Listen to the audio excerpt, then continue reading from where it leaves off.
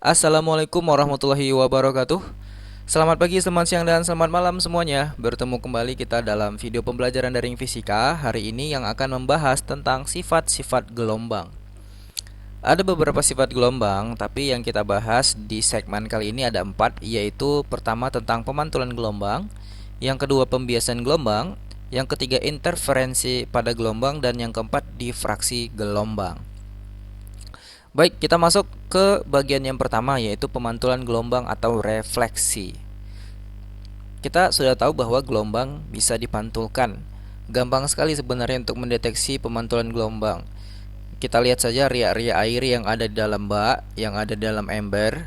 Apabila riak-riak air ini menyentuh ke dinding ember atau dinding bak, maka riak-riak ini akan dipantulkan kembali oleh dinding itu.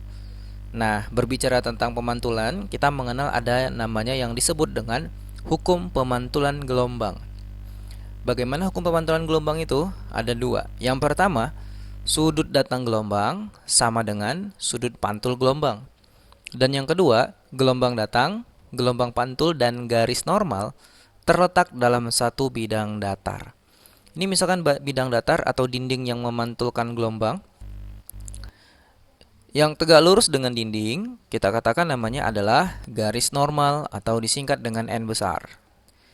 Nah, di sini ada gelombang datang seperti ini dan dipantulkan ke sana. Nah, sudut gelombang datang yaitu gelombang datang dengan garis normal dan sudut gelombang pantul adalah garis normal dengan gelombang pantul. Besarnya sama ya, sudut antara gelombang datang dengan sudut gelombang pantul. Baik, kita lihat yang kedua, yaitu pembiasan gelombang atau refraksi.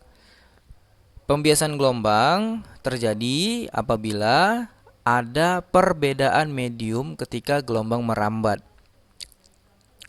Nah, pada saat pembiasan gelombang ini, terjadilah perubahan panjang gelombang. Tetapi frekuensi dari gelombang itu besarnya tetap. Nah, ini adalah ilustrasi. Ini adalah dasar pantai ya, dari laut. Ini permukaan lautnya.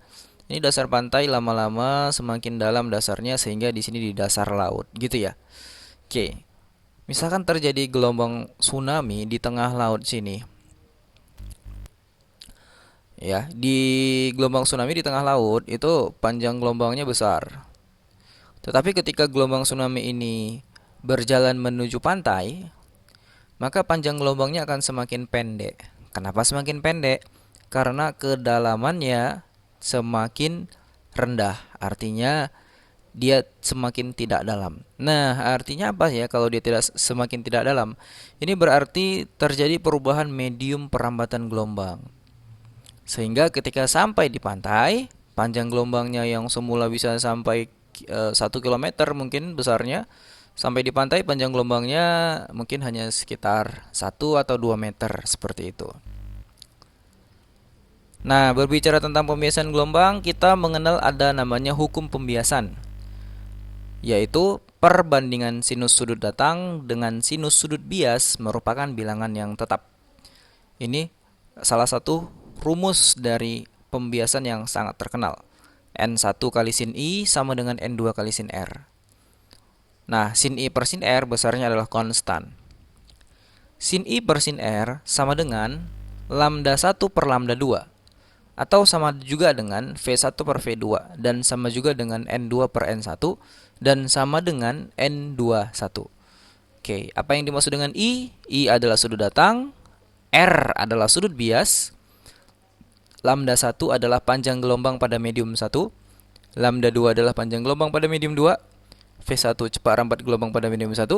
V2 cepat rambat gelombang pada medium 2. N1 indeks bias medium 1. N2 indeks bias medium 2. Dan N21 adalah indeks bias relatif medium 2 terhadap medium 1. Ya, kita lihat sifat gelombang yang ketiga, yaitu interferensi pada gelombang. Nah, jadi yang dimaksud dengan interferensi adalah pertemuan gelombang. Ada dua jenis interferensi. Yang pertama namanya interferensi konstruktif atau yang saling memperkuat, saling menguatkan. Kapan ini terjadi interferensi konstruktif? Terjadi ketika kedua gelombang yang bertemu memiliki fase yang sama. Nah, interferensi yang kedua namanya adalah interferensi destruktif atau saling melemahkan. Nah, itu terjadi ketika kedua gelombang yang bertemu dalam fase yang berlawanan. Baik, mungkin untuk lebih lengkap, lebih jelasnya kita bisa melihat simulasi berikut ini. Ini adalah simulasi gelombang air yang saya ambil dari PHET PET. Jadi di gambar ini adalah permukaan air. Ada dua tangki di sini, sumber air.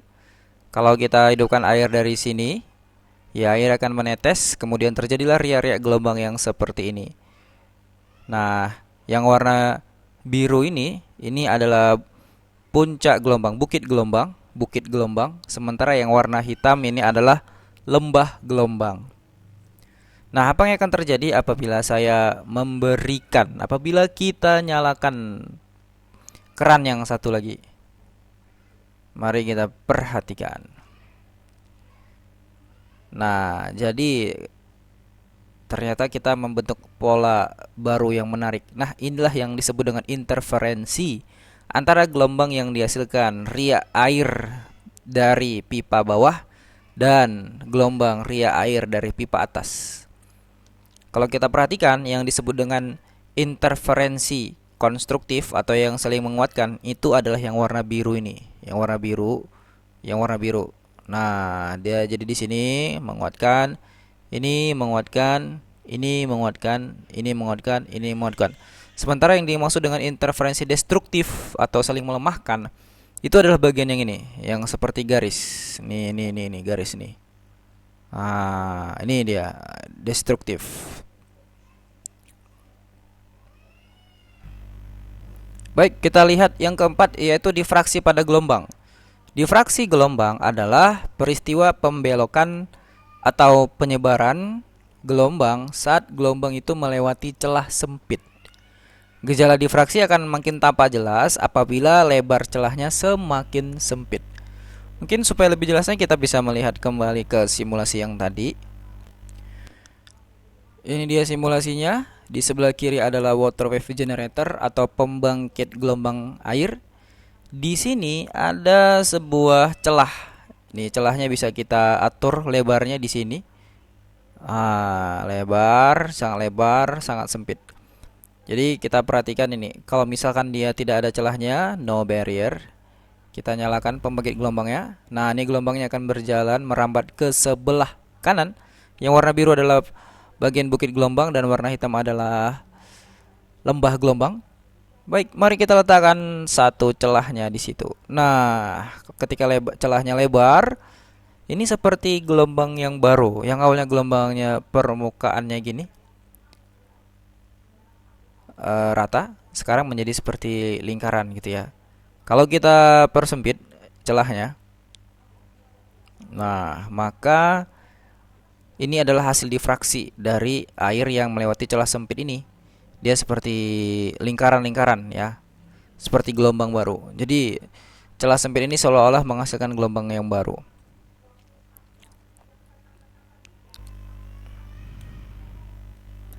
Baik, mungkin kita sudah melihat tadi 4 jenis sifat-sifat gelombang. Sekarang kita lihat contoh soalnya.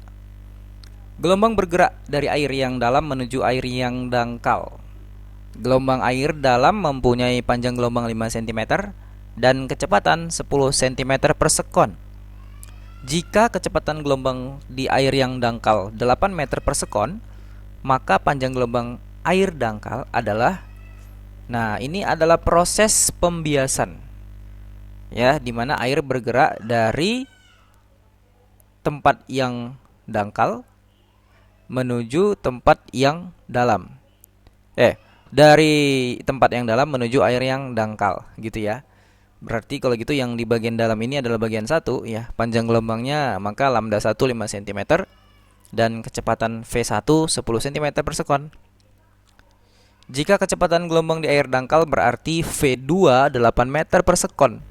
Ditanya gelombang air dangkal berarti lambda 2. Kita gunakan rumus pembiasan pada gelombang. Lambda 1 bagi lambda 2 sama dengan V1 per V2. Substitusi angkanya, lambda 1 5 cm, lambda 2 sebesar itu yang ditanya. V1 10 cm per sekon dan V2 8 meter per sekon. Maka untuk mencari lambda 2 kali silang ya. 5 cm kali 8 meter per sekon per 10 cm per sekon. Coret-coret satuannya, maka hasilnya adalah 5 kali 8 40 bagi 10. Hasilnya adalah 4 meter. Nah, dari sini kita bisa melihat di tempat yang dalam menuju yang dangkal. Di tempat yang dalam panjang gelombangnya 5 cm. Sementara di tempat yang dangkal panjang gelombangnya menjadi 4 meter. Kecepatan juga berubah, yang awalnya 10 cm menjadi 8 meter per sekon. Baiklah, terima kasih. Tetap semangat. Assalamualaikum warahmatullahi wabarakatuh.